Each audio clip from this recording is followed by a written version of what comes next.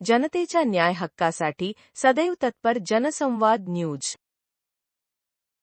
आश्रमशाळेत सर्पदंशामुळे 3 चिमुकल्या विद्यार्थ्यांचा दुर्दैवी मृत्यू.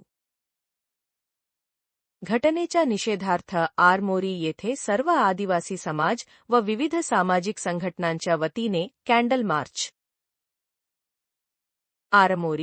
आरमोरीत आदिवासी विद्यार्थ्यांच्या मृत्यूच्या निषेधार्थ कॅन्डल मार्च. धानोरा तालुक्यातील जपतलाई येथील निवासी आश्रमशाळेत सर्पदंशामुळे 3 चिमुकल्या विद्यार्थ्यांचा दुर्दैवी मृत्यू झाल्याच्या घटनेच्या निषेधार्थ आरमोरी येथे सर्व आदिवासी समाज व विविध सामाजिक संघटनांच्या वतीने कॅन्डल मार्च काढण्यात आला.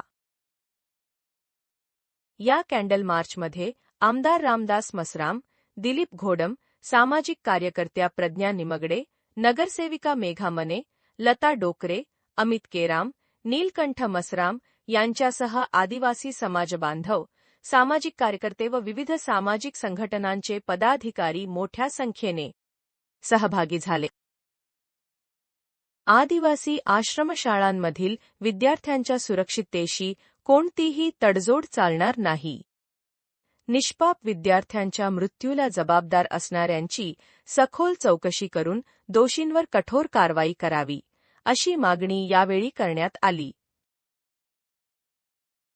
हातात मेणबत्त्या घेऊन शांततेत काढण्यात आलेल्या या कॅन्डल मार्चमधून मृत विद्यार्थ्यांना श्रद्धांजली अर्पण करण्यात आली, तसेच त्यांच्या कुटुंबियांप्रती संवेदना व्यक्त करण्यात आल्या.